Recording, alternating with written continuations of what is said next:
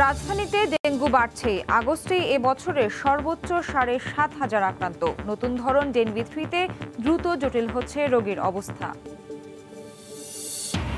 চন্দ্রিমা উদ্যানে জিয়াউর রহমানের সমাধিতে লাশ থাকার প্রমাণ দিতে আওয়ামী লীগের চ্যালেঞ্জ। ইতিহাসের কাঠগড়ায় দাঁড়াতে হবে বর্তমান সরকারকে, বলছে বিএনপি।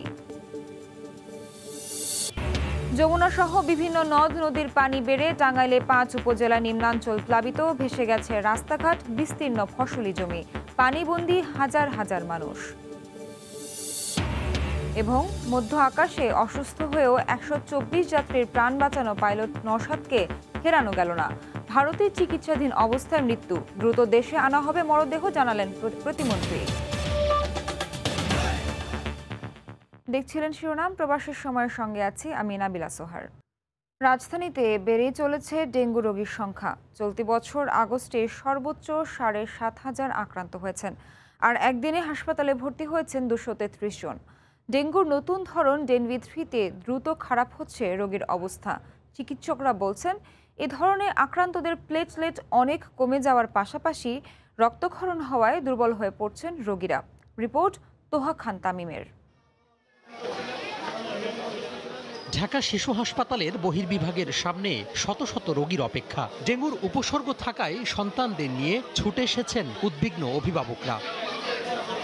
ডেঙ্গু ওয়ার্ডে গিয়ে দেখা যায় ফাঁকা নেই কোনো শয্যা। রাজধানীর অন্যান্য হাসপাতালের চিত্র একই রকম। বাংলাদেশ বিজ্ঞান ও শিল্প গবেষণা পরিষদের তথ্য মতে মোট রোগীর ৯৫% রাজধানীর, যাদের বেশিরভাগই ক্ষতিকর ধরন ডেঙ্গি-3-তে আক্রান্ত হচ্ছে। প্লেটলেট দ্রুত কমে যাওয়া, রক্তক্ষরণ, রক্তচাপ হঠাৎ পড়ে যাওয়ায় রোগী দুর্বল হয়ে যাচ্ছে আশঙ্কাজনকভাবে। কালকে রাত্রে ৮:৩০ পর থেকে জ্বর আর কি, আপনার ১০২, ১০৩ এরকম জ্বর ছিল। প্লেটলেট ছিল গতকালকে ১,৩৬,০০০, আজকে হচ্ছে ১,২০,০০০, মানে আস্তে আস্তে কমতেছে। বাচ্চা অনেক দুর্বল, আর হচ্ছে যে প্রেশার লো, খাওয়া দাওয়া করছে না, প্রেশার কমে যেতে থাকে, প্রস্রাব কমে যায়, আরো বিভিন্ন ধরনের সমস্যা হয়।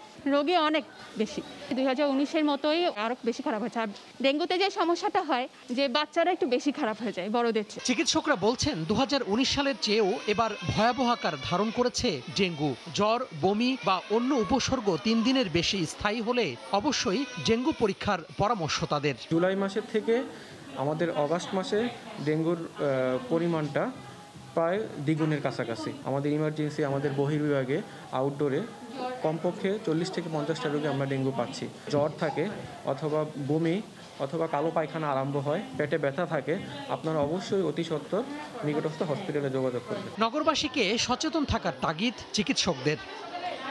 তোহা খান তামিম, সময় সংবাদ, ঢাকা।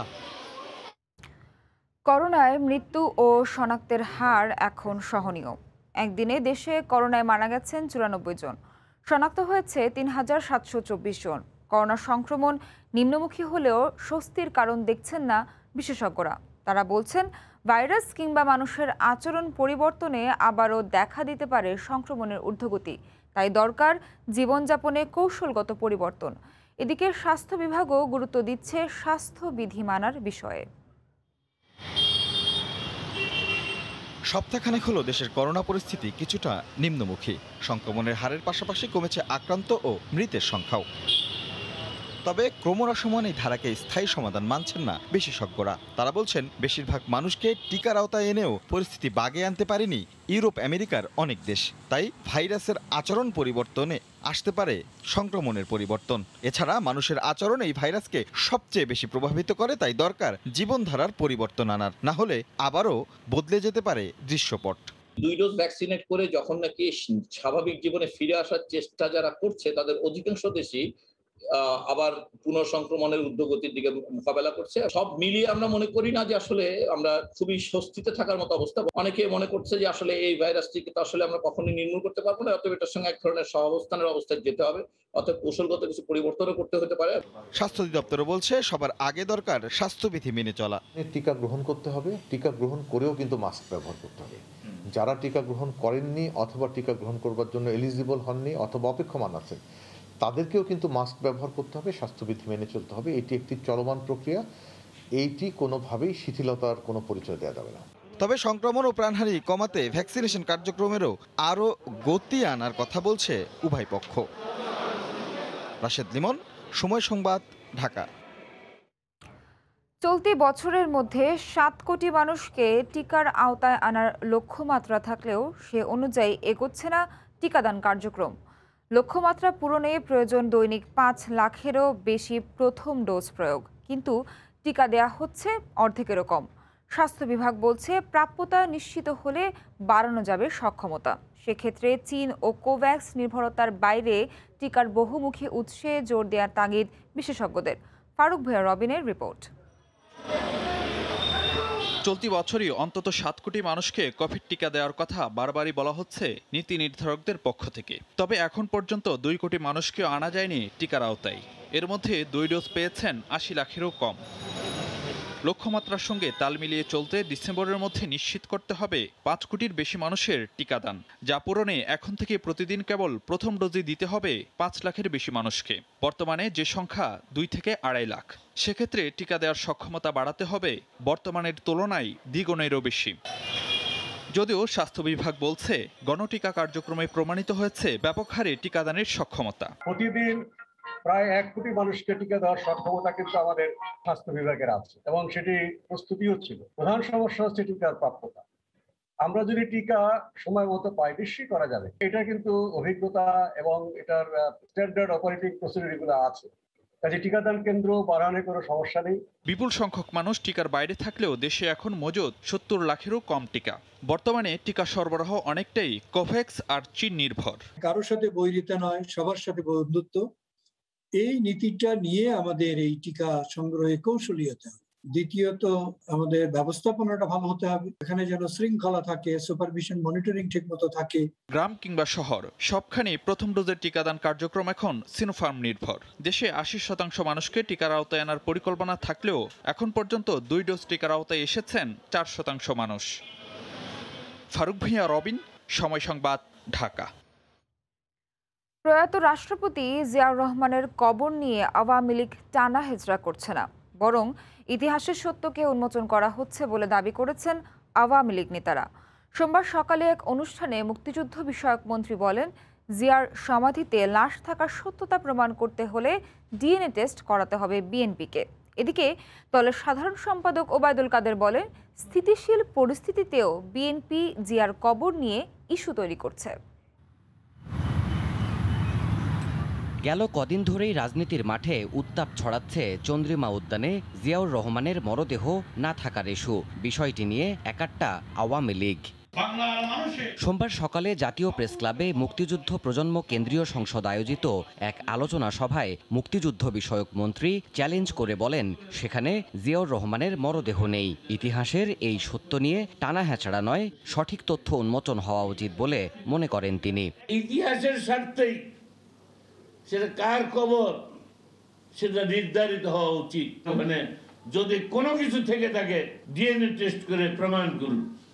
যদি প্রমাণ হয় জাতির কাছে নাকে খত দিয়ে ক্ষমা চাও। এদিকে মিরপুরে ঢাকা মহানগর উত্তর আওয়ামী লীগ আয়োজিত আলোচনা সভায় যুগ্ম সাধারণ সম্পাদক মাহবুবুল আলম হানিফ জানান, রাজনৈতিক ফায়দা লুটতেই চন্দ্রিমা উদ্যানে জিয়াউর রহমানের মরদেহ থাকার ইস্যুতে মিথ্যাচার করছে বিএনপি। মার্কিন গোয়েন্দা অধিদপ্তর রিপোর্ট দিয়েছিল জিয়া রহমানের মৃত্যুর পর তাকে গান পাটর দিয়ে চট্টগ্রামে রামুনিয়াতে পুড়িয়ে ফেলা হয়েছিল। কামরাঙ্গীর চরে আওয়ামী লীগ নেতা অ্যাডভোকেট কামরুল ইসলাম এমপি বলেন, রাজনীতিতে সুস্থ ধারা ফেরাতে বিএনপি জামাতকে বাদ দেওয়ার বিকল্প নেই। আমাদের শেখ হাসিনাকে হত্যার জন্য তারা যেভাবে তারা করে দিচ্ছে, এই অপশক্তিকে বাংলাদেশের রাজনীতি থেকে যতদিন পর্যন্ত প্রতিহত করা না যাবে, অপসারণ করা না যাবে এই বিএনপি জামাত এই অপশক্তিকে, ততদিন পর্যন্ত বাংলাদেশের রাজনীতিতে শক্তি ফিরে আসবে না। দলের সাধারণ সম্পাদক ওবায়দুল কাদের মনে করেন, জামাতকে সঙ্গে নিয়ে বিএনপি জিয়াউর রহমানের লাশ নিয়ে শাক দিয়ে মাছ ঢাকার চেষ্টা করছে। জেনারেল এরশাদ কফিন বহন করেছেন, কিন্তু ভেতরে জিয়ার লাশ আছে কিনা সেটা তো উনি কখনো বলেননি। জিয়াউর রহমান হত্যাকাণ্ডের পর চট্টগ্রাম সার্কিট হাউস থেকে তাঁর লাশ রাঙ্গুনিয়া পাহাড়ে নিয়ে গিয়েছিল কে? পরাশ্রয়ী আন্দোলন নির্ভর বিএনপি দেশের স্থিতি নষ্ট করতে তুচ্ছ ইস্যুতে শিক্ষাঙ্গন উত্তপ্ত করার ষড়যন্ত্রে লিপ্ত বলে দাবি করেন আওয়ামী লীগ সাধারণ সম্পাদক। ঠুনকো অজুহাতে ক্যাম্পাসকে অস্থিতিশীল করার নোংরা রাজনীতি শুরু করেছে বিএনপি। দেবাশিস রায়, সময় সংবাদ, ঢাকা। প্রয়াত রাষ্ট্রপতি জিয়াউর রহমানের মুক্তিযুদ্ধ নিয়ে প্রশ্ন তোলা মানে পুরো মুক্তিযুদ্ধকে অপমান করা বলে মন্তব্য করেছেন বিএনপি মহাসচিব মির্জা ফখরুল ইসলাম আলমগীর। এক ভার্চুয়াল আলোচনায় অংশ নিয়ে কথা বলেন তিনি। এ সময় মির্জা ফখরুল মুক্তিযুদ্ধ বিষয়ক মন্ত্রী আ.ক.ম মোজাম্মেল হকের মুক্তিযুদ্ধে ভূমিকা প্রমাণ করার আহ্বান জানান। আওয়ামী লীগের তথাকথিত মুক্তিযোদ্ধা বিষয়ক মন্ত্রণালয়ের মন্ত্রী তিনি আমাদের স্বাধীনতার ঘোষক শহীদ প্রেসিডেন্ট জিয়াউর রহমান সাহেব সম্পর্কে কটূক্তি করছেন, অন্যায় কটূক্তি করছেন। আমি খুব পরিষ্কার করে বলতে চাই যে আপনি মুক্তিযুদ্ধ করেছিলেন কিনা তা প্রমাণ করতে হবে। আজকে মুক্তিযোদ্ধাদের আপনি অপমান করছেন, তার জন্য আপনাকে অবশ্যই জাতির সামনে জবাবদিহি করতে হবে। আওয়ামী লীগের মুক্তিযুদ্ধের কোন চেতনাতেও বিশ্বাস করে না। আওয়ামী লীগ একটি একদলীয় শাসন ব্যবস্থা এবং এক ব্যক্তির একটা শাসন, এটাই তারা বিশ্বাস করে। সেই লক্ষ্যেই তারা আজকে এগিয়ে চলেছে। গুম খুনের রাজনীতি জিয়াউর রহমান শুরু করেছিলেন বলে মন্তব্য করেছেন তথ্যমন্ত্রী ডক্টর হাসান মাহমুদ। তিনি আরও বলেন, খুনের ওপর দাঁড়িয়েই বিএনপির প্রতিষ্ঠা। অনেকে কারাগারে ছিলেন, হঠাৎ একদিন তাকে বলা হতো যে চলো, তাকে ধরে নিয়ে ফাঁসি দিয়ে দেওয়া হলো, পরিবারও জানতে পারতো না। এরকম বহু ঘটনা জিয়া রহমান ঘটিয়েছেন। আর খুনের উপর দাঁড়িয়ে তো জিয়া রহমানের প্রতিষ্ঠা। বঙ্গবন্ধুর হত্যাকাণ্ডের সাথে যেমন ওতপ্রোতভাবে যুক্ত ছিল, এর পরবর্তীতে খুনের রাজনীতির ধারাবাহিকতা অব্যাহত রেখেই জিয়া রহমান দেশ চালাচ্ছিল। সেই দলের রাজনীতি করে যারা এগুলো নিয়ে কথা বলে, তাদের মুখে এগুলো শোভা পায় না। বিচ্ছেদের পর সন্তান নিয়ে বাড়ছে আইনি জটিলতা। এতে ভুক্তভোগী হচ্ছে শিশুরা। আইনজীবীদের পরামর্শ, বিচ্ছেদের সিদ্ধান্তের আগে এই নিয়ে সুরাহা হওয়া উচিত। সমাজবিজ্ঞানীরা বলছেন, বিচ্ছেদের প্রভাব পড়ে সন্তানদের ওপর। এরপর আবার সন্তানের অভিভাবকত্ব নিয়ে দ্বন্দ্ব তৈরি হলে সামাজিকীকরণে দীর্ঘমেয়াদী ক্ষত তৈরি করে। আফজাল হোসেনের রিপোর্ট। পারিবারিক নানা টানাপোড়েনে বিয়ে বিচ্ছেদের ঘটনা ঘটতেই পারে। দুজনের আলাদা থাকার এই প্রক্রিয়া বেশিরভাগ সময়ই হয় না সমঝোতার ভিত্তিতে। শুরু হয় কলহ, যার ৯০% গড়ায় আদালতে। আর যদি সন্তান থাকে, তা নিয়ে শুরু হয় নির্মম আইনি লড়াই। এতে সবচেয়ে বেশি ক্ষতিগ্রস্ত হন শিশুরা। সন্তান নিয়ে জাপান বাংলাদেশের দুই নাগরিকের আইনি যুদ্ধের সঙ্গে যোগ হয়েছে বাংলাদেশ ভারতের দুই নাগরিক দম্পতির সন্তান ইস্যু। দুটি ক্ষেত্রেই সন্তানরা কার কাছে থাকবে তা নিয়ে টানা হেঁচড়া করতে দেখা গেছে। আইনজীবীরা বলছেন, সন্তানদের মুখের দিকে তাকিয়ে হলেও এসব বিষয়ে দুজনকেই ছাড় দেওয়ার মানসিকতা থাকতে হবে। বিচ্ছেদের আগে সন্তানরা কার কাছে থাকবে তারও ফয়সালা হওয়া উচিত। এই ছাড় দেওয়ার সাইকোলজিটা আমাদের নতুন যুগের লোকজনের নাই। দে থিঙ্ক যে এটা, আমি কাকে যেন সেদিন বলছি যে তুমি ভাবছো যে একে ডিভোর্স দিয়ে ভালো থাকবা, second marriage is never a good marriage. এটা আসলে লিগ্যাল সলিউশন থেকে প্র্যাকটিক্যাল সলিউশনটা অনেক বেশি ইম্পর্টেন্ট, কারণ আসলে এফেক্ট তো আসলে বাচ্চারাই হচ্ছে এবং তারা তো আসলে ডিসাইডও করতে পারে না, বুঝতেও পারে না কোথায় যাবে, কি করবে। কিন্তু এটা যদি এমিকেবলি সেটেল করা যেত তাহলে সুবিধা হতো। আসলে কার কাছে থাকবে এটা কিন্তু মানুষ টু মানুষ ভ্যারি করে, যেটা আসলে কোর্ট ছাড়া নির্ণয় করা খুবই ডিফিকাল্ট হয়ে যায়। সমাজবিজ্ঞানীরা বলছেন, স্বামী স্ত্রীর কলহের বলি হয় সন্তানরা। প্রভাব পড়ে সামাজিকীকরণ প্রক্রিয়া সহ মনস্তত্ত্বে। তার ভিতরে এক ধরনের বিচ্ছিন্নতা বোধ ডেভেলপ করে। সে সমাজ থেকে, পরিবার থেকে, রাষ্ট্র থেকে, তার সংস্কৃতি থেকে নিজেকে বিচ্ছিন্ন করে দেওয়ার চেষ্টা করে। সাম্প্রতিক সময়ে বিয়ে বিচ্ছেদের হার বেড়েছে সন্তানদের অভিভাবকত্ব নিয়ে মামলার সংখ্যাও। গত বছর পারিবারিক আদালতে মামলা হয়েছে ৮৫০০। এবছর এ সংখ্যা আরও বেড়েছে বলে মনে করেন আইনজীবীরা। আফজাল হোসেন, সময় সংবাদ, ঢাকা। মধ্য আকাশে অসুস্থ হয়ে জরুরি অবতরণ করা বিমান বাংলাদেশ এয়ারলাইন্সের পাইলট নওশাদ আতাউল কাইয়ুম ভারতে চিকিৎসাধীন অবস্থায় মারা গেছেন। শিগগিরই তার মরদেহ দেশে আনার বিষয়ে ব্যবস্থা নেওয়া হচ্ছে বলে জানিয়েছেন বিমান প্রতিমন্ত্রী মোহাম্মদ মাহবুব আলী। তার মৃত্যুতে শোক জানিয়েছেন প্রধানমন্ত্রী শেখ হাসিনা। গত ২৭শে আগস্ট ওমানের রাজধানী মাস্কাট থেকে ঢাকায় ফেরার পথে মাঝ আকাশে হার্ট অ্যাটাক হয় পাইলট নওশাদ আতাউল কাইয়ুমের। তখন বিমান বাংলাদেশ এয়ারলাইন্সের BG022 ফ্লাইটটি ভারতের নাগপুরের BR আম্বেদকর বিমানবন্দরে জরুরি ভিত্তিতে অবতরণ করানো হয়। বড় ধরনের দুর্ঘটনার হাত থেকে বেঁচে যায় ১২৪টি প্রাণ। সেদিন রাতেই বিশেষ একটি দল পাঠিয়ে একই বিমানে করে ভারতের নাগপুর থেকে সব যাত্রীকে ঢাকায় নিয়ে আসা হয়। এদিকে শুক্রবার বিমানটি জরুরি অবতরণের পরপরই পাইলটকে গুরুতর অবস্থায় তাৎক্ষণিকভাবে নাগপুরের কিংসওয়ে হাসপাতালে ভর্তি করা হয়। এর 3 দিন পর সোমবার তার লাইফ সাপোর্ট খুলে নেওয়া হলে মৃত ঘোষণা করেন চিকিৎসক। চালানো অবস্থায় উনি স্ট্রোক করছে, বিমান এখানে ইমার্জেন্সি ল্যান্ড করলো নাগপুরে, তারপরে ওনাকে চিকিৎসার জন্য নেওয়া হইলো। ওই সময় থেকে উনি একটু ক্রিটিক্যাল কন্ডিশনে ছিলেন। না হবে ডেফিনেটলি, এরপর যেভাবে আনতে হয় এভাবে আনবে। আর উনি বিমানের ক্যাপ্টেন ছিলেন, ডেফিনেটলি যত প্রায়োরিটি দিয়ে ইয়ে করা, বিমানের পক্ষ থেকে সর্বোচ্চ চেষ্টা করা হবে ইয়ে করে নিয়ে আসা, সর্বোচ্চ সম্মান দেওয়া হবে এখানে আমাদের পক্ষ থেকে, যেহেতু দায়িত্ব পালনরত অবস্থা মারা গেছে। এর আগে 2016 সালে বিমান উড্ডয়নের সময় ত্রুটি দেখা দিলে ক্যাপ্টেন নওশাদ 149 জন যাত্রী বোঝাই বিমানটি দক্ষতার সঙ্গে অবতরণ করান। সেই সময় আন্তর্জাতিক মহলে সুনাম করেছিলেন তিনি। অন্যদিকে বিশেষ অনুমতি নিয়ে দ্রুত তার লাশ দেশে আনা হবে বলে জানিয়েছে বাংলাদেশ পাইলট অ্যাসোসিয়েশনের সভাপতি। আহমেদ সালেহিন, সময় সংবাদ, ঢাকা। যমুনা সহ বিভিন্ন নদ নদীর পানি বেড়ে টাঙ্গাইল সদর সহ কয়েকটি উপজেলার নিম্নাঞ্চল প্লাবিত হয়েছে। ভেসে গেছে রাস্তাঘাট, সবজি ক্ষেত সহ বিস্তীর্ণ এলাকার ফসল। কোনো কোনো এলাকায় শুরু হয়েছে নদী ভাঙন, দেখা দিয়েছে বিশুদ্ধ পানি ও শুকনো খাবারের সংকট। এখনও কোনো প্রকার ত্রাণ সহায়তা পাননি বলে অভিযোগ বানভাসীদের। টাঙ্গাইল থেকে কাদির তালুকদারের তথ্য ও রাশেদ খানের ছবি নিয়ে রিপোর্ট। নদী একের পর এক গ্রাস করছে বসতবাড়ি ও মসজিদ মন্দির সহ বিভিন্ন স্থাপনা। তড়িঘড়ি করে সহায় সম্বল যা কিছু আছে তা সরিয়ে নেয়ার আপ্রাণ চেষ্টা ভাঙন কবলিত মানুষের।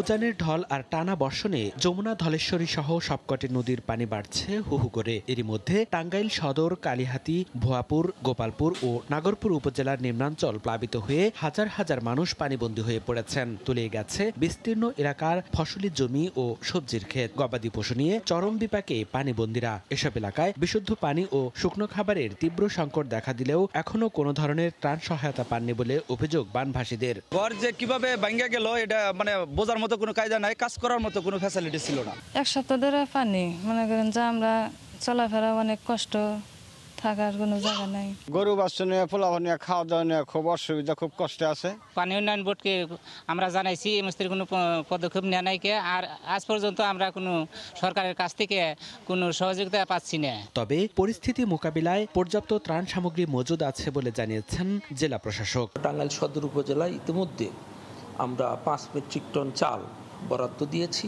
বাস্তুচ্যুত হয়েছেন প্রত্যেক পরিবারের জন্য ইতোমধ্যে আমরা 5,000 টাকা করে তাৎক্ষণিক সরকারি সহায়তা বরাদ্দ প্রদান করেছি। টাঙ্গাইলের 12টি উপজেলার মধ্যে 5টি উপজেলার প্রায় 20,000 মানুষ পানিবন্দী হয়ে মানবেতর জীবনযাপন করছেন। সময় সংবাদ, টাঙ্গাইল। পর্যাপ্ত সরবরাহ থাকা সত্ত্বেও শুধুমাত্র আন্তর্জাতিক বাজারে বুকিং রেট বাড়ার অজুহাতে অস্থির হয়ে উঠেছে দেশের ভোগ্যপণ্যের বাজার। প্রতিদিনই লাফিয়ে লাফিয়ে বাড়ছে ভোজ্য তেল, চিনি এবং ডালের মতো নিত্য প্রয়োজনীয় পণ্যের দাম। অথচ এই মুহূর্তে দেশে ভোগ্যপণ্যের কোনো সংকট নেই বললেই চলে। বিস্তারিত জানাচ্ছেন কমল দে। দেশের সবচেয়ে বড় ভোগ্যপণ্যের পাইকারি বাজার চট্টগ্রামের খাতুনগঞ্জের প্রতিটি গুদাম পণ্যের ঠাসা। রাস্তায় পণ্যবাহী গাড়ির সারিও রয়েছে। পণ্য সরবরাহের কোনো ঘাটতি নেই বললে চলে। তারপরও নানা অজুহাতে বাড়ছে অধিকাংশ ভোগ্যপণ্যের দাম। গত 1 বছরও নিয়ন্ত্রণে আসেনি তেলের দাম। 1 বছরে প্রতি মণ তেলের দাম বেড়েছে 1000 টাকার বেশি, আর গত 2 সপ্তাহে বেড়েছে অন্তত 300 টাকা। গত 2 সপ্তাহ আগের থেকে এখন আজকে 2 সপ্তাহে প্রায় 100-200 টাকা প্রতি ফার্ম সুপার সোয়াবিনের উপরে বেড়ে গেছে। এখন দেখা যাচ্ছে আন্তর্জাতিক বাজার নাকি মাল শর্ট, রেট বেশি। চিনির বাজারেও একই অবস্থা। রপ্তানিকারক দেশ ব্রাজিল ও থাইল্যান্ডে উৎপাদন কমে যাওয়ার পাশাপাশি হঠাৎ করে ভারতে চাহিদা বেড়ে যাওয়ায় দেশের বাজারে চিনির দাম বাড়ছে বলে দাবি ব্যবসায়ীদের। সেটার জন্য এখনো বাজারটা গত সপ্তাহে একটু বেড়ে আবার দাঁড়াইছে, হয়তো গ্র্যাজুয়ালি এটা আবার বাড়বে। পর্যাপ্ত সরবরাহ থাকা সত্ত্বেও ডালের দামও বাড়ছে। গত 1 সপ্তাহে সব ধরনের ডালের দাম বেড়েছে কেজিতে 2 থেকে 7 টাকা পর্যন্ত। মূলত আসলে এগুলো যদি কন্ট্রোল না করা হয় তাহলে বাজার অস্থিতিশীল হওয়ার সম্ভাবনা শতভাগ বেশি। চাহিদার কয়েক গুণ বেশি আমদানি এবং ক্রেতা না থাকায় কিছুটা স্বস্তি রয়েছে আদা, রসুন ও পেঁয়াজের বাজারে। পেঁয়াজ, আদা, রসুন সবগুলার বেচা বিক্রি কম এবং আমদানি বেশি হয়ে গেছে, সেই জন্য বেচা বিক্রি দামটা কমে গেছে। মূলত চট্টগ্রাম বন্দর এবং বিভিন্ন স্থলবন্দর দিয়ে আমদানি হয় এসব ভোগ্যপণ্য। করোনা সংক্রমণে লকডাউন পুরোদমে সচল ছিল ভোগ্যপণ্যের এই আমদানি। ইন্টারন্যাশনাল মার্কেটে বুকিং রেট বাড়লে তার পুরো প্রভাব এসে পড়ে এখানকার বাজারে, কিন্তু যখন দাম কমে তার কোনো প্রভাব এখানে পড়ে না বলে অভিযোগ ভোক্তাদের। চট্টগ্রামের খাতুনগঞ্জ থেকে কমল দে, সময় সংবাদ। ঘাটতি না থাকলেও ঠাকুরগাঁওয়ের বাজারগুলোতে ঊর্ধ্বমুখী রাসায়নিক সারের দাম। সুযোগ কাজে লাগিয়ে গুদাম কর্তৃপক্ষ জমাট বাঁধা সার ডিলারদের কাছে সরবরাহ করছেন বলে অভিযোগ রয়েছে। নজরদারি বাড়ানো সহ সরকার নির্ধারিত মূল্য কার্যকরের দাবি কৃষকদের। ঠাকুরগাঁও থেকে জিয়াউর রহমান বকুলের তথ্য ও ছবিতে রিপোর্ট। চলছে আমনের মৌসুম, তাই চাহিদা বেশি সার ও কীটনাশকের। কিন্তু ঠাকুরগাঁওয়ের বাজারগুলোতে কৃত্রিম সংকট দেখিয়ে বিভিন্ন সার বস্তা প্রতি 50 থেকে 300 টাকা পর্যন্ত বেশি দরে বিক্রি হচ্ছে, এমন অভিযোগ কৃষকদের। সময় মতন সার পাওয়া যায় না, 800 টাকা সার 1000 টাকা নিতে হচ্ছে। ডিলার কালেক্টর গেলে কত সার নাই, অথচ গুডানোর সার আছে, সার দেয় না আমাদেরকে, টাকা দিয়েও সার পাওয়া যাচ্ছে না। এদিকে দীর্ঘদিন মজুত রাখার কারণে জমাট বেঁধে যাওয়া সার ডিলারদের সরবরাহ করা হচ্ছে বলে অভিযোগ ব্যবসায়ীদের। চায়না ইউরিয়া, আপনার ওই যে আবুধাবি ইউরিয়া, এগুলা অনেকদিন গুদামে রাখলে এটা মনে করছে শিলা হয়ে যায়। আমরা ঠিক মতো ছিটাবো, আমাদের দানাগুলি ঠিক লাগবে তো। জায়গা সংকটের কারণে সার নষ্ট হয়েছে বলে স্বীকার করেন গুদামের ইনচার্জ।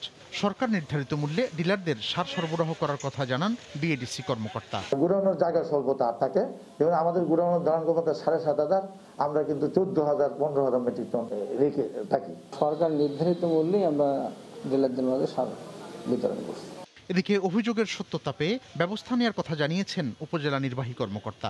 বরাদ্দ নেই এই কথা বলে কোনোভাবেই দাম বৃদ্ধি করার কোনো সুযোগ নেই। এখন আমরা আরও বেশি শক্ত অবস্থানে যাব। এই সারের দাম বেশি রাখার চেষ্টা করে তাহলে আমরা ডিলারশিপ বাতিলের জন্য এখন চেষ্টা করব। কৃষি বিভাগের তথ্য মতে চলতি মৌসুমে জেলায় 1,37,025 হেক্টর জমিতে ধান চাষের লক্ষ্যমাত্রা নির্ধারণ করা হয়েছে। বিসিআইসি ও বিএডিসির গুদামে পর্যাপ্ত সার মজুত রয়েছে বলে জানান কর্তৃপক্ষ। সময় সংবাদ, ঠাকুরগাঁও। গীতাযজ্ঞ আর ধর্মীয় সঙ্গীতে শ্রীকৃষ্ণের জন্মদিন উদযাপন করলেন সনাতন ধর্মাবলম্বীরা। পূজার আনুষ্ঠানিকতা শেষে মন্দিরে মন্দিরে চলে প্রসাদ বিতরণ। এ সময় করোনা মহামারী মুক্ত বিশ্বের প্রার্থনা করেন পুণ্যার্থীরা।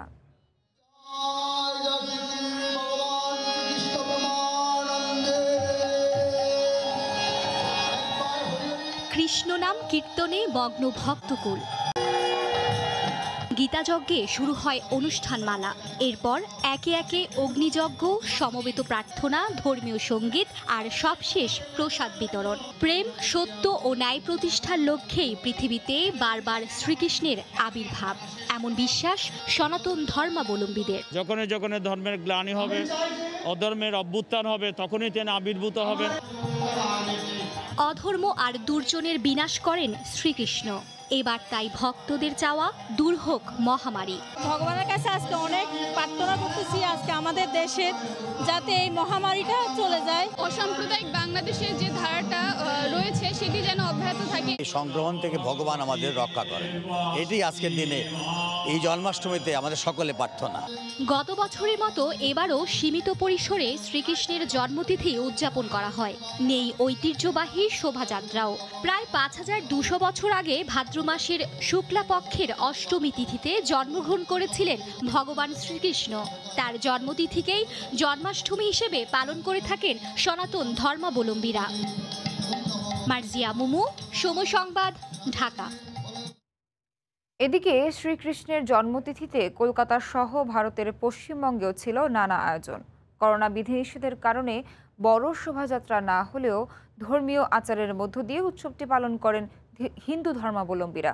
বিস্তারিত সুব্রত আচার্যের রিপোর্টে। ভাদ্র মাসের কৃষ্ণপক্ষের অষ্টমী তিথিতে মথুরায় জন্মেছিলেন দ্বাপর যুগের অবতার ভগবান শ্রীকৃষ্ণ। মামা কংসকে বধ করার মধ্য দিয়ে দুষ্টের দমন করে ধর্মকেই রক্ষা করেছিলেন মথুরার কানাই। ভগবান শ্রীকৃষ্ণের সেই পবিত্র জন্মতিথি জন্মাষ্টমী পালন করলেন ভারতের সনাতন ধর্মাবলম্বীরা। পশ্চিমবঙ্গের রাজধানী কলকাতা ছাড়াও রাজ্যটির জেলায় জেলায় করোনা বিধি মেনেই উদযাপিত হয় জন্মাষ্টমী। দিনটি উপলক্ষে সনাতন ধর্মাবলম্বীদের শুভেচ্ছা জানান ভারতের প্রধানমন্ত্রী নরেন্দ্র মোদী, রাষ্ট্রপতি রামনাথ কোবিন্দ এবং পশ্চিমবঙ্গের মুখ্যমন্ত্রী মমতা বন্দ্যোপাধ্যায়। কলকাতার ইসকন ছাড়াও বেলুর মঠেও পালিত হয় জন্মাষ্টমীর নানা আয়োজনে মাথায় রাখা হয় করোনা পরিস্থিতি, ফলে করোনার বিধিনিষেধের মধ্যেই এই পূজা এবং যজ্ঞের আয়োজন করেন সংশ্লিষ্টরা। বিকেলের পর থেকে কলকাতার ইসকন মন্দির খুলে দেওয়া হয় দর্শনার্থীদের জন্য। তবে নামে মাত্র দর্শনার্থীদের উপস্থিতিতেই সন্ধ্যার ভোগ আরতি উদযাপিত হয়। জন্মাষ্টমীর দিন এই প্রথম এলাম, প্রচণ্ড ভালো লাগছে, একটা মন থেকে একটা আলাদা একটা ভক্তি হয়ে আছে। লকডাউনের জন্য তো এখন বিগত 1-1.5 বছর আসা হয়নি। রাত্রিবেলা ফোন করে যখন দেখলাম বলছে, ওনারা বলছে আসতে পারেন এখন, মানে জনসাধারণের জন্য খোলা আছে। আচ্ছা লাগ রা পহলি বার আই আজকে তো জন্মাষ্টমী, তো ভগবানের উৎসব, খুবই সুন্দর মন্দির সাজানো হয়েছে। এর আগে সকালে গীতাযজ্ঞ, সমবেত প্রার্থনা, করোনা বাস্তবতার মধ্য দিয়ে সীমিত আকারে ভগবান শ্রীকৃষ্ণের জন্মস্থান উত্তরপ্রদেশের মথুরাতেও দিনের জন্মাষ্টমীর আনুষ্ঠানিকতা শুরু হয়। সুব্রত আচার্য, সময় সংবাদ, পশ্চিমবঙ্গ, ভারত। অবশেষে ইতালি প্রবাসীদের জন্য এলো খুশির খবর। দীর্ঘ 4 মাস ইতালি প্রবেশে বাংলাদেশিদের ওপর থেকে নিষেধাজ্ঞা তুলে নিল দেশটির স্বাস্থ্য মন্ত্রণালয়। 31 আগস্ট থেকে চালু হচ্ছে বিমান যোগাযোগও। এতে করে ছুটিতে গিয়ে বাংলাদেশে আটকে পড়া কয়েক হাজার প্রবাসীর জন্য ইতালি প্রবেশে আর কোনো বাধা রইল না। ইতালির ভেনিস থেকে সহকর্মী মাকসুদ রহমানের রিপোর্টে বিস্তারিত। ডেল্টা ভ্যারিয়েন্টের কারণে গত 2রা মে থেকে বাংলাদেশ, ভারত ও শ্রীলঙ্কার সঙ্গে সব ধরনের যাত্রীবাহী বিমান যোগাযোগ স্থগিত করে ইতালি। সবশেষ নিষেধাজ্ঞা বলে 30 আগস্ট পর্যন্ত সময় নির্ধারিত ছিল। শনিবার এক বৈঠকে শর্ত সাপেক্ষে 31 আগস্ট থেকে দেশগুলোর সঙ্গে পুনরায় যাত্রীবাহী বিমান চলাচলের সিদ্ধান্ত নেয় দেশটির স্বাস্থ্য মন্ত্রণালয়। শর্তে বলা হয়, ইতালি প্রবেশের পূর্বে 72 ঘন্টার মধ্যে করতে হবে পিসিআর টেস্ট। এছাড়াও প্রবেশ করে 10 দিন নির্ধারিত স্থানে হোম কোয়ারেন্টাইনে থাকতে হবে। ইতালি সরকারের এমন ঘোষণায় খুশি প্রবাসী বাংলাদেশিরা। একই সঙ্গে বাংলাদেশে আটকে পড়া কয়েক হাজার প্রবাসীর ইতালিতে ফিরতে আর কোনো বাধা রইল না। ইতালি প্রবাসীতে আছি দীর্ঘ 4 মাস, বিগত ফ্লাইট বন্ধ ছিল, বাংলাদেশের সাথে যোগাযোগ বিচ্ছিন্ন ছিল। এখন ইতালি সরকার ফ্লাইট চালু করেছে। বাংলাদেশের কয়েক হাজার মানুষ, বাংলাদেশে ইতালির প্রবাসী যারা ছিল তারা বাংলাদেশে গেছে, আসতে পারেনি। কয়েক হাজার মানুষ আটকা আছে। এই বিদায় ইতালি সরকার আমাদের বাংলাদেশের সাথে ফ্লাইট যোগাযোগ চালু করেছে। এই হিসাবে আমরা ইতালির সরকারের সুস্বাগত ও ধন্যবাদ জানাই। গেল বছর নভেম্বর ও ডিসেম্বর মাসে বাংলাদেশে পরিবারের সঙ্গে ছুটি কাটাতে গিয়ে দীর্ঘ বিড়ম্বনায় পড়েন প্রবাসীরা। চলতি বছরের প্রথম দিকে ইতালির করোনা পরিস্থিতি খারাপ থাকায় ওই সময় বাংলাদেশ সরকার দেশটির সঙ্গে সব ধরনের যাত্রীবাহী বিমান চলাচল বন্ধ করে দেয়। পরবর্তীতে উপমহাদেশে ডেল্টা ভ্যারিয়েন্ট সংক্রমণ বেড়ে গেলে বাংলাদেশের সঙ্গে বিমান যোগাযোগ বন্ধ করে দেয় ইতালি। ইতালির ভেনিস থেকে মাকসুদ রহমান, সময় সংবাদ। নিয়ন্ত্রণে আসতে শুরু করেছে সংযুক্ত আরব আমিরাতের করোনা পরিস্থিতি। দেশটির 75% মানুষ টিকার আওতায় এসেছে। ভ্যাকসিন নেওয়া পর্যটকদের জন্য খুলে দেওয়া হচ্ছে ভিজিট ভিসাও। এতে স্বস্তি ফিরলেও এখনও বাংলাদেশের সঙ্গে নিয়মিত বিমান চলাচল শুরু না হওয়ায় প্রবাসী বাংলাদেশিরা দেশে আসতে পারছেন না। শিবলি আল সাদিকের রিপোর্ট। পরিকল্পিত স্বাস্থ্যসেবা এবং স্বাস্থ্যবিধি মানার কারণে সংযুক্ত আরব আমিরাতের করোনা পরিস্থিতি অনেকটা নিয়ন্ত্রণে। দেশটিতে এরই মধ্যে 74 লাখের বেশি মানুষ টিকার আওতায় আসায় জনগণের মাঝে সংক্রমণ নিয়ে আতঙ্ক অনেকটা কমে এসেছে। সোমবার থেকে ভ্যাকসিন নেওয়া পর্যটকদের জন্য খুলে দেওয়া হয়েছে ভিজিট ভিসাও। এদিকে করোনা নিয়ন্ত্রণে আসতে শুরু করলেও বাংলাদেশের সাথে ফ্লাইট চলাচল স্বাভাবিক না হওয়ায় প্রবাসী বাংলাদেশিদের মাঝে দিন দিন উৎকণ্ঠা বাড়ছে। সবাই ভ্যাকসিন নিয়ে নেন, আর ভ্যাকসিন না আনলে সংযুক্ত আরব আমিরাতে প্রবেশ করতে খুবই সমস্যা পোহাতে হবে। সংযুক্ত আরব আমিরাত এক্সপো 2020-কে সামনে রেখে সম্প্রতি র্যাপিড পিসিআর টেস্টের শর্ত সাপেক্ষে বেশ কিছু দেশের সাথে ফ্লাইট যোগাযোগ পুনঃস্থাপন করলেও বাংলাদেশে আটকে পড়া প্রবাসীদের ফিরে আসার ব্যাপারে কোনো ঘোষণা দেয়নি কর্তৃপক্ষ। অন্যদিকে বাংলাদেশের বিমানবন্দরে র্যাপিড পিসিআর টেস্ট ক্যাম্প বসানোর জোর দাবি জানিয়ে আসছেন প্রবাসীরা। র্যাপিড টেস্টের কারণে নাকি বাংলাদেশ থেকে আসতে পারতেছে না। আমি স্বাস্থ্য মন্ত্রণালয়কে অনুরোধ করব, সরকারকে অনুরোধ করব যেন আমাদের প্রবাসীরা যেভাবে হোক কর্মস্থলে এসে যেন যোগদান করতে পারে। রেমিটেন্স যোদ্ধাদেরকে দুবাইতে আসার জন্য সুযোগ করে দিবেন। বাংলাদেশ সরকারের প্রবাসী কল্যাণ মন্ত্রণালয় থেকে র্যাপিড পিসিআর টেস্ট বসানোর কথা জানানো হলেও কবে নাগাদ তা বাস্তবায়ন হবে তা নিয়ে উদ্বিগ্ন অবস্থায় রয়েছে প্রবাসীরা। রেমিটেন্স যোদ্ধাদের দিকে তাকিয়ে সরকারকে উদ্যোগী হওয়ার দাবি জানিয়েছেন তারা। শিবলি আল সাদিক, সময় সংবাদ, সংযুক্ত আরব আমিরাত। যুক্তরাষ্ট্রের লস অ্যাঞ্জেলেসে প্রবাসী সমাজসেবক শাহিদ খান ডুলি স্মরণে শোকসভা ও দোয়া মাহফিল অনুষ্ঠিত হয়েছে। Bangladeshi American association of Los অ্যাঞ্জেলেসের সাবেক সাধারণ সম্পাদক শাহিদ খান ডুলির কর্মময় জীবন নিয়ে এ সময় আলোচনা হয়। রোববার সন্ধ্যায় বাংলাদেশ একাডেমি মিলনায়তনে Bangladeshi American association of Los Angeles আয়োজিত শোকসভা ও মোনাজাত অনুষ্ঠানে বক্তব্য দেন সংগঠনের সভাপতি ও আনন্দ মেলা প্রধান খান মোহাম্মদ আলী, মুমিনুল হক বাচ্চুসহ সাংস্কৃতিক সংগঠনের নেতারা।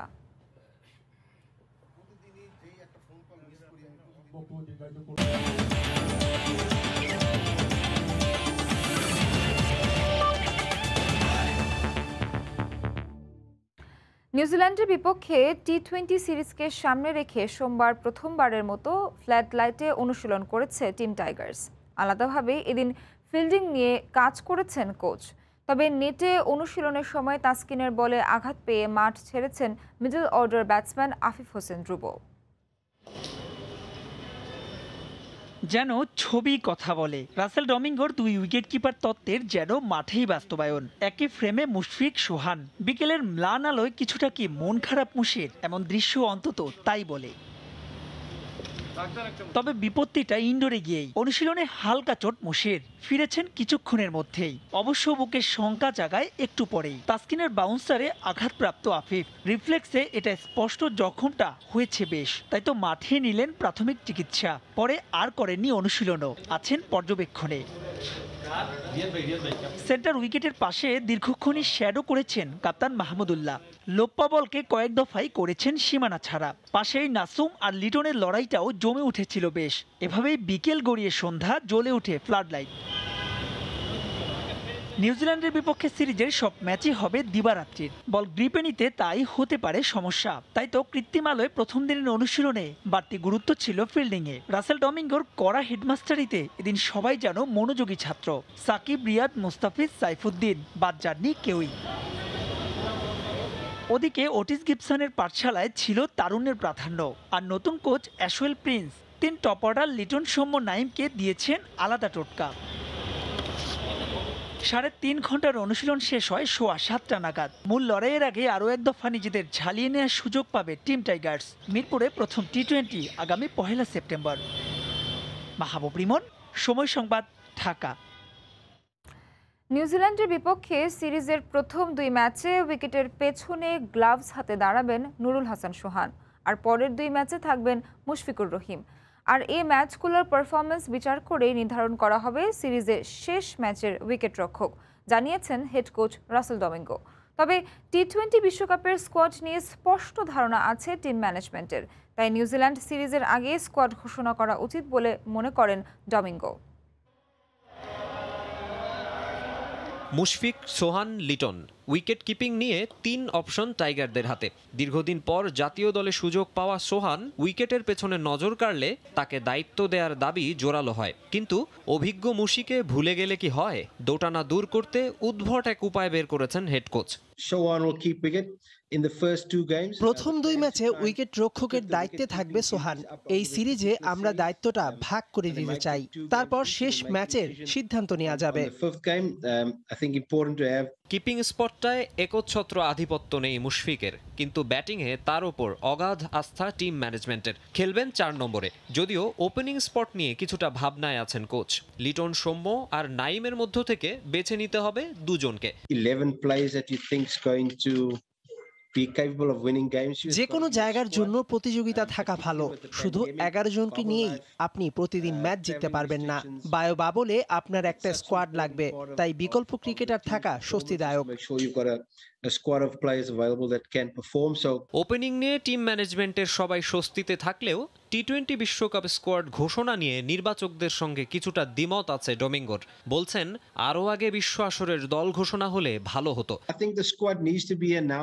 নিউজিল্যান্ড সিরিজ শেষ হওয়ার 1 বা 2 দিন আগে স্কোয়াড ঘোষণা করতে হবে।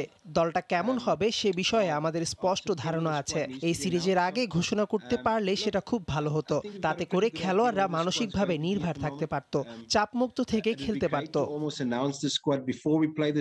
আপাতত এই সিরিজের 19 ক্রিকেটারকে নিয়েই যত ভাবনা কোচের। ইনজুরি আক্রান্ত তামিম ইকবালকে নিয়ে ভাবছেন না খুব একটা। মাকসুম আলম খান, সময় সংবাদ, ঢাকা। এ পর্যায়ে শীর্ষ সংবাদগুলো জানিয়ে দিচ্ছি আরেকবার। রাজধানীতে ডেঙ্গু বাড়ছে। আগস্টে এ বছরের সর্বোচ্চ ৭,৫০০ আক্রান্ত। নতুন ধরন ডেঙ্গি-3তে দ্রুত জটিল হচ্ছে রোগীর অবস্থা। চন্দ্রিমা উদ্যানে জিয়াউর রহমানের সমাধিতে লাশ থাকার প্রমাণ দিতে আওয়ামী লীগের চ্যালেঞ্জ। ইতিহাসের কাঠগড়ায় দাঁড়াতে হবে বর্তমান সরকারকে, বলছে বিএনপি। এ ছিল প্রবাসের সময়ে, সঙ্গে থাকুন সময়।